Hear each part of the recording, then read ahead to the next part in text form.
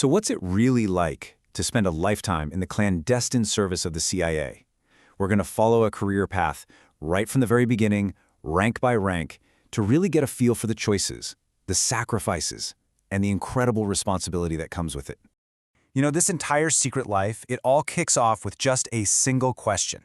Picture this. You've been waiting for hours, all by yourself in a secret, windowless room, probably a few floors underground in some building that isn't on any map. I mean, everything you've ever done has been picked apart, verified, and questioned. Your entire past is basically an open book to them. And now, after all of that, your whole future, a future you can't even begin to imagine, it all comes down to how you answer that one question. And with that one word, yes, the life you knew is, well, it's over. A new one, a hidden one begins, and your journey through this secret world starts right now. But you don't start in the field, dodging bullets or anything like that. Nope, your first job is actually a world away from that. It's in a cubicle at Langley, and your mission is to learn how to find that one critical signal buried in an absolute avalanche of noise. See, as an analyst, you are the bedrock of all intelligence. You're the one piecing together this giant global puzzle, basically seeing the future before it even happens. But here's the catch, right? If your analysis is wrong, policy goes off the rails. And if you're right, nobody ever knows your name. For all this incredibly important work, you're earning a pretty respectable salary. But you figure out fast that some things just can't be done from the safety of a cubicle. The next step in your career takes you a long, long way from boring, and the risks, well, they're about to go way up. Okay, so you're out of the cubicle and into the field. You're now a case officer working under diplomatic cover in a foreign country. Your job is completely flipped. You don't analyze data anymore, you generate it. And you do that by convincing people to betray their own country and work for you. This is such a delicate and dangerous game. You learn to listen way more than you talk, to find people's vulnerabilities, and to make your targets feel like they're the most important person in the world. But maybe the most important skill is figuring out how to handle the moment they say no. Because now, they know exactly who you are. And you're good at it. Your success is real.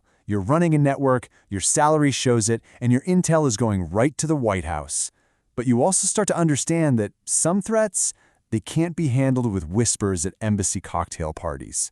Some require a different kind of tool. So, you volunteer. You join the Special Activities Center, the agency's direct action arm. Now you're operating in places where the United States officially can't be, in some of the most dangerous, unstable corners of the world. Look at this skill set here. What it really means is that your team is small, and you are completely on your own.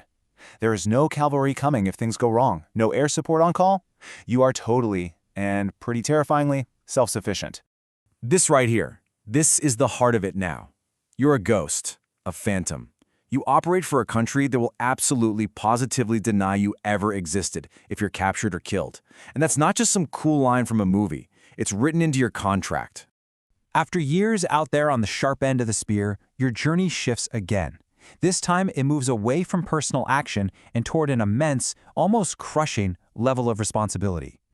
You are now the station chief. You run the entire CIA station in a foreign country. Every single officer, every analyst, every covert op happening inside its borders, you are in charge. You're the senior intelligence officer on the ground.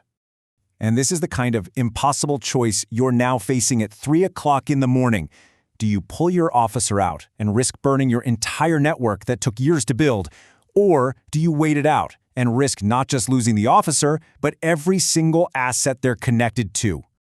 This time, you made the right call. You gambled, and it paid off. But that simple two-word cable you sent back to Langley, Operations Nominal, it carried the unspoken weight of 6 human lives that were riding entirely on your gut instinct. Your success out in the field brings you back home, to Langley. But the responsibility, it only gets bigger. You become a division chief and eventually the director of operations. You're not managing a station anymore. You are managing the entire national clandestine service for the United States. You're in the Situation Room when crises hit.